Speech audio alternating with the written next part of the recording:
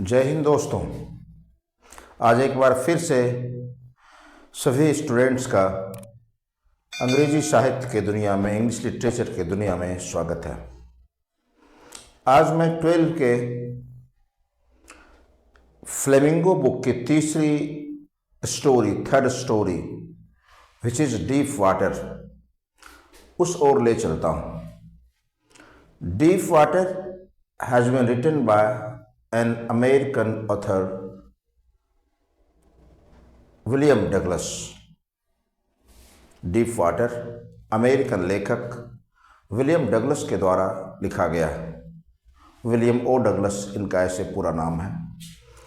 थोड़ा सा हम लोग जान लें ऑथर के बारे में।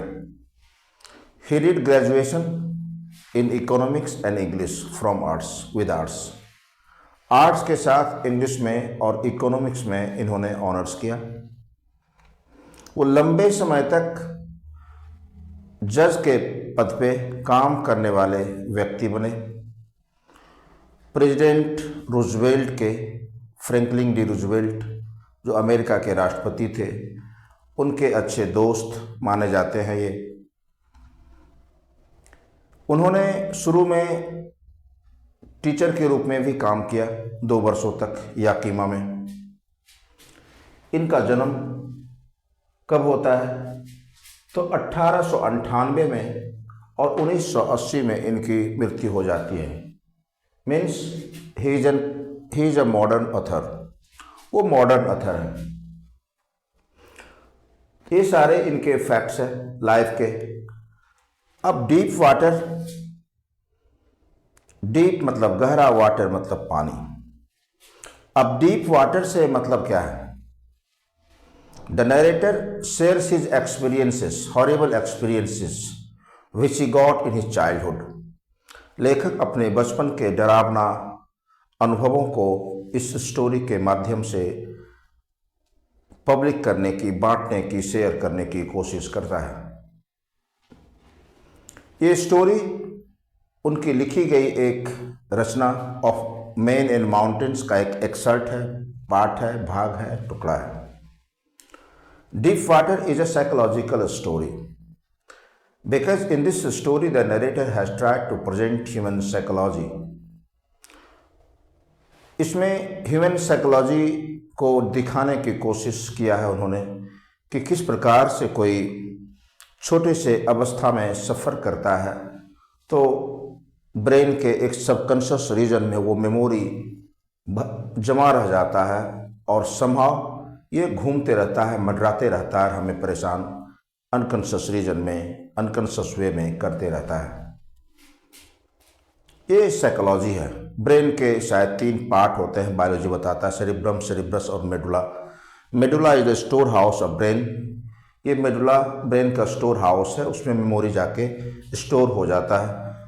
बचपन में किसी बच्चों को भूत की कहानी ज़्यादा सुनाई गई हो तो बड़े होकर के वो भूत से डरेगा, क्योंकि सबकॉन्शियस रीजन वो मेमोरी स्टोर हो जाता है। किसी वीरता की कहानी सुनाया गया तो आगे जाकर के वीर बनेगा या वीरतापूर्ण बातें करेगा। सांप की, चोर की, इन सारे चीज़ों की कहानी सुनाई गई है तो उससे ही वो सफ़र करेगा। तो निश्चित रूप से अपने बच्चों को जैसा बनाना चाहते हैं वैसे ही कहानी सुनाइए। अभिमन्यु घर में ही युद्ध कौशल सीख लिया था, चूँकि अर्जुन उन सारे चीज़ों को सुनाता था। तो ये ह्यूमन साइकोलॉजी है और साइंस भी इसको प्रूव करता है। This story has been written in an autobiographical note. बताया कि स्टोरी 2 प्रकार से लिखा जाता है, बायोग्राफी और ऑटोबायोग्राफी। तो ऑटोबायोग्राफिकल नोट में नरेटर ने इस कहानी को लिखने की कोशिश किया है। वो बताता है अपने बचपन के दिनों को याद करते हुए, व्हेन ही वाज 3 और 4 ईयर्स ओल्ड, जब इनकी उम्र 3 या 4 वर्ष की थी, his father used to take him on the beach in California. California के बीच पे, समुद्री किनारे पे उन्हें ले जाया करते थे उनके फादर। और जब थोड़ा सा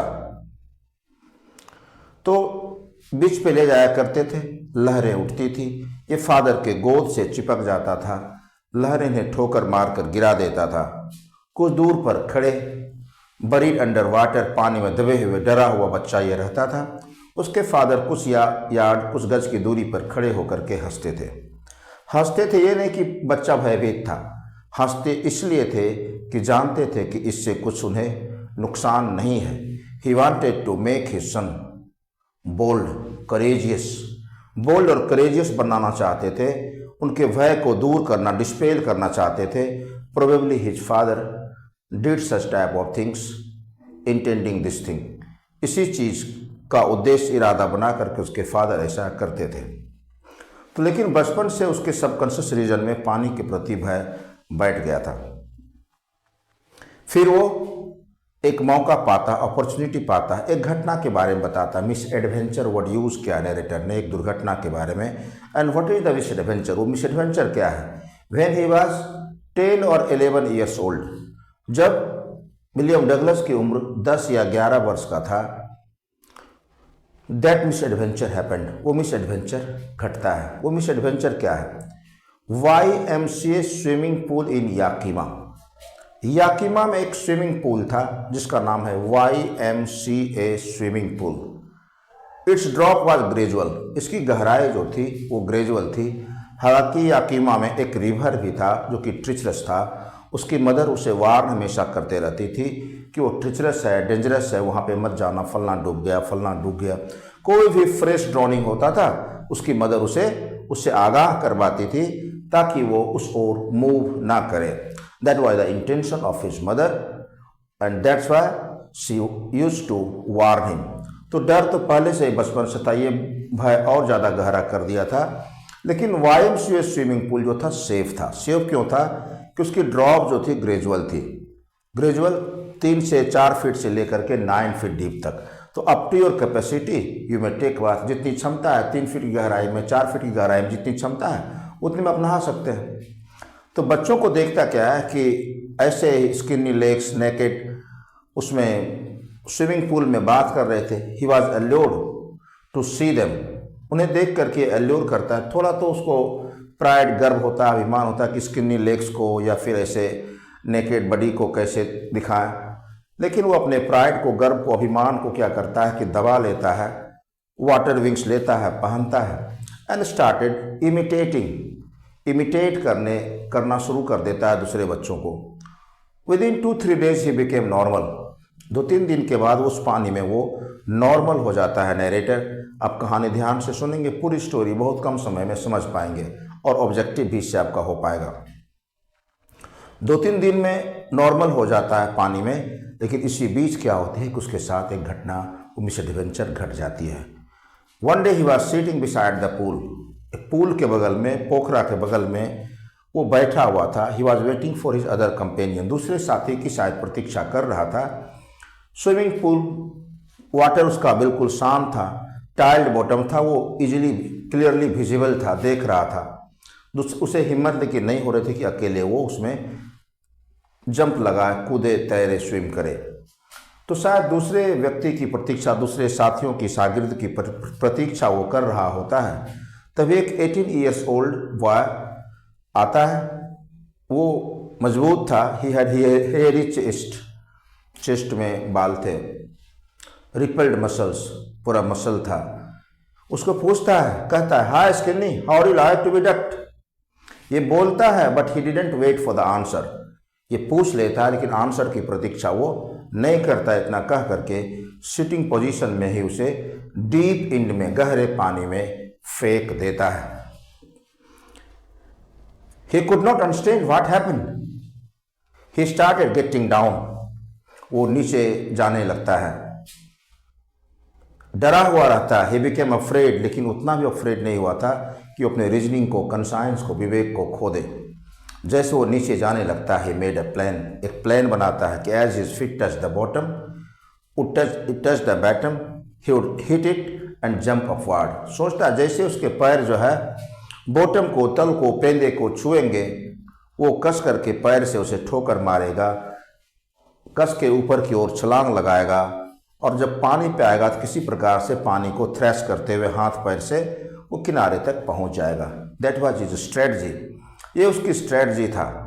लेकिन वो जो 9 फीट की गहराई थी उसको 90 फीट की गहराई की तरह लग रहा था, चूँकि उसका लंग्स जो है फटने की तैयारी में था।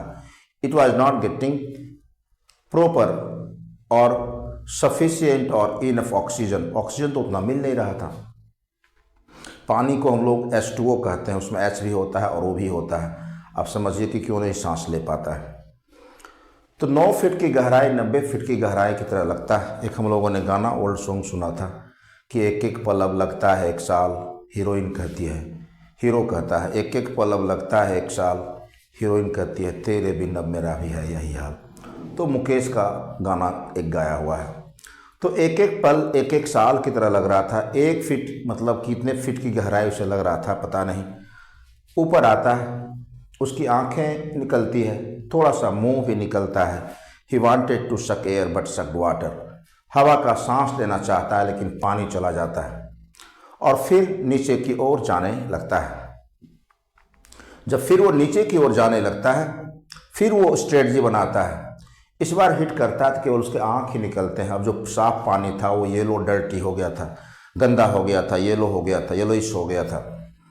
इस बार तो केवल आँख ही निकलते हैं उसके, नहीं निकल पाते हैं। थर्ड टाइम फिर वो योजना बनाता है, but all his plans went in when, उसकी सारी योजनाएं बेकार, चला जाता है। अब उसके पास वो लग रहा था कि वो लाइफलेस हो चुका है, एनर्जी नहीं, ताकत नहीं।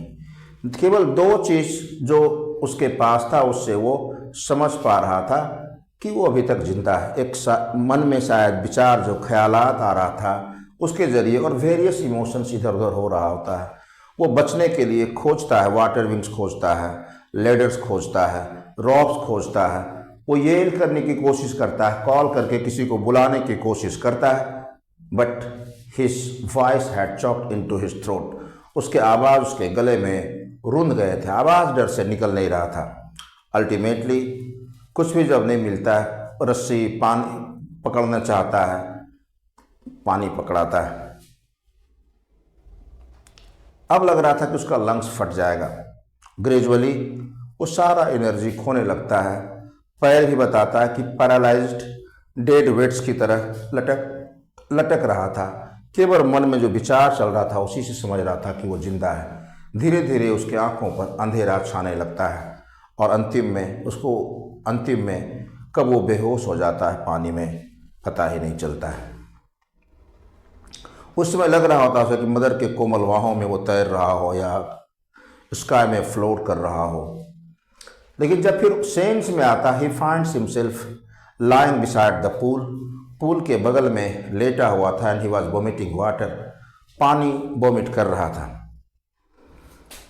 एक और व्यक्ति उसके बगल में खड़ा था, वो कहता the kid was nearly died, ये बच्चा तो करीब करीब मर चुका था, but he is already now, लेकिन वो अब ठीक ठाक है। और जो बच्चा आदमी फेंका था 18 ईयर्स ओल्ड, वो कह रहा था I was just making fun of him, I was kidding him, मैं तो केवल मजाक कर रहा था। बताओ, मजाक में किसी का तुम जान ले लेगा जी? ये कोई मजाक होता है? मजाक आप शब्दों से करिए, हाथ से मत करिए, फिजिकली नुकसान मत पहुंचाइए किसी को, साथी हो, शागिर्द हो या कोई भी हो। आप वैसे मजाक तो कभी न करें जो कि फिजिकली किसी को हार्म पहुंचाए या किसी के किलिंग के कगार पे ले आए। खैर जो भी होता है, फिर लॉकर रूम में से ढो करके ले जाया जाता है। फिर कुछ देर के बाद वो किसी प्रकार से विद ट्रिम्बलिंग फिट, कांपते हुए पैरों से अपना घर पहुंचता है। इतना डरा हुआ था कि उस रात तो वो सो भी नहीं पाता है, न कुछ खा पाता है। जब कभी भी उसे वो याद आता है, ही स्क्रीम्ड, चीख उठता है, इतना भय से भर गया था। और फिर शायद ही कभी पानी के पास जाने के बारे में सोचता है। लेकिन एक बार जब उसके मन में ख्याल आता है मछली पकड़ने का, तैरने का, बोटिंग करने का, कैनोइंग करने का, वो प्रयास करता है। लेकिन जब कभी भी पानी के पास, वाटर के नज़दीक जाता है, उसके पैर जम जाते हैं, कुछ हिलता नहीं है। ही ट्राइड ए लॉट, वो काफ़ी कोशिश करता है, but every time he failed, हर बार क्या होता है, वो फेल, असफल हो जाता है। Ultimately he decided to employ an instructor, एक इंस्ट्रक्टर को बहाल करने की कोशिश वो करता है कि चलो उससे सीख लेते हैं। इंस्ट्रक्टर बहाल करता है, उसे वो स्विमिंग पूल के पास ले जाता है, एक ओवरहेड केबल लेता है, उसके वेस्ट में एक बेल्ट बांध देता है, उससे रस्सी का एक टुकड़ा अटैच कर देता है, बांध देता है, और दूसरा एक व्हील के उस पार से, जैसे बाल्टी नहीं देखते हैं कहीं कहीं पे कुआं पे घुरनी लगा होता है, व्हील होता है, एक छोर बाल्टी में बांध दिया, इधर ये कर दिया, उससे गिरा और फिर ये निकाला इसे। तो अक्टूबर को एक इंस्ट्रक्टर बहाल करता है, वो ले जाता है स्विमिंग पूल के पास, बेल्ट बांध देता है, ओवरहेड केबल ले जाता है, एक रस्सी को अटैच करता है, और जैसे ही होल्ड को मतलब पकड़ को ढीला करता है पानी में, वो डूबने लगता है, चूँकि उसके पैर फिर से जम जाते हैं। He repeated this exercise hundreds of times. सैकड़ों बार इस एक्सरसाइज को नरेटर क्या करता है, सॉरी इंस्ट्रक्टर क्या करता है कि रिपीट करता है। धीरे धीरे पानी में डूबते डूबते कितने देर तक वह डरोगे, भूत के साथ ही कमरे में बंद कर दिया जाए तो कितने बार बेहोश हो गए। बस वही चीज़ था, बार बार उसको पानी में डुबाया जा रहा था। धीरे धीरे इसका भय हटने लगता है, छटने लगता है। फिर क्या करता है, फिर उसे कहता है कि पैर हिलाओ, तो पहले तो पैर हिलना नहीं चाहता है, फिर पैर पे कमांड करता है, कमांड्स ओवर हिज फीट, अपने पैरों पे कमांड करता है। फिर इसे कहता है कि पानी के अंदर सर घुसाओ और सांस छोड़ो, फिर पानी के अंदर, पानी के बाहर सर निकालो, सांस लो। That was also done several times. कई बार उसको रिपीट करवाया जाता है। हर दिन 1 घंटा उसकी प्रैक्टिस होती थी, 5 डेज इन अ वीक, सप्ताह में 5 दिन, हर दिन 1 घंटे प्रैक्टिस उसकी होती थी। धीरे धीरे वो भय पे जब कमांड पा लेता है तो अल्टीमेटली उसको डिफरेंट स्ट्रोक सिखाया था तैरने के लिए। ब्रेस्ट स्ट्रोक सीने के बल पे, बैक स्ट्रोक पीठ के बल पे, साइड स्ट्रोक साइड में, साइड से, तो विभिन्न प्रकार के स्ट्रोक्स को सिखाया जाता है उसे। और जब वो सभी को सीख जाता है, the instructor integrated all the strokes together, सारे स्ट्रोक्स को एक साथ एक तरह से इंटीग्रेट कर देता है और कहता है पुल के लंबाई को इस पार से उस पार करो, कर जाता है। The instructor was finished. It took 7 month probably, शायद अक्टूबर में शुरू करता है, अप्रैल में इसकी वो पूर्ण हो जाती है ट्रेनिंग। इंस्ट्रक्टर का काम पूरा, लेकिन इसका काम अभी पूरा नहीं हुआ था। इसके मन में आता है कि यदि कहीं पे तैर रहे हो, पानी के मध्य में हो, in the middle of water, and if the same old terror returns what will he do, यदि वही पुराना भय लौट जाए तो क्या करेगा वो। So he made rigorous practice at different places में बहुत सारा रिगरस प्रैक्टिस करता है। एक बार वो तैर रहा था किसी लेक में, स्टाम्पैक्ट आइलैंड के ऊपर वो अपना लगाता है, कैंप लगाता है और तैरना शुरू करता है। एक बार फिर वो भय लौट जाता है और वो अंतिम में कहता, eh mister terror, you are trying to scare me, आप मुझे डराने की कोशिश कर रहे हैं। और जैसे वो बताया था, सांस कस कर लेता है, पानी के अंदर सर करता है, सांस छोड़ता है, वो भय दूर चला जाता है। And he continued his swimming. और इस प्रकार से वो लगातार तैरते रहता है। It means he has succeeded in overpowering his fear, overcoming his fear और टेरर। अपने भय पे इस प्रकार से वो नियंत्रण पा लिया था। ट्रिक्स आइलैंड पर गिलबर्ट पिग था, वो कस के खुशी से चिल्लाता है, उसके आवाज़ गिलबर्ट पिग से होकर के लौटता है। इस प्रकार से वो अपने ये लंबे वाटर के फियर से, भय से मुक्त हो जाता है। This is your story in brief, और यू मे से इट इन डिटेल। ये डिटेल में ही कहा जाए, इसको गौर से देखेंगे आप, इसको समझने की कोशिश करेंगे। कहीं पे प्रॉब्लम हो, बेझिझक आप कमेंट के माध्यम से पूछिए, अधिक से अधिक लोगों तक शेयर करके पहुंचाने की कोशिश करिए। लाइक ज़रूर करें, इसको देखें। एग्ज़ाम आपके नज़दीक है, सीबीएसई के विद्यार्थियों के लिए और जैक बोर्ड के एग्ज़ाम के विद्यार्थियों के लिए, 12 के लिए बहुत ही इम्पोर्टेंट चैप्टर है। इससे बहुत सारे क्वेश्चन आ सकते हैं, कुछ न कुछ तो क्वेश्चन आएंगे। इसका पूरा डिटेल क्वेश्चन आंसर के माध्यम से लेक्चर 2 में करवा दिया जाएगा। आज के लिए बस इतना ही। Thank you.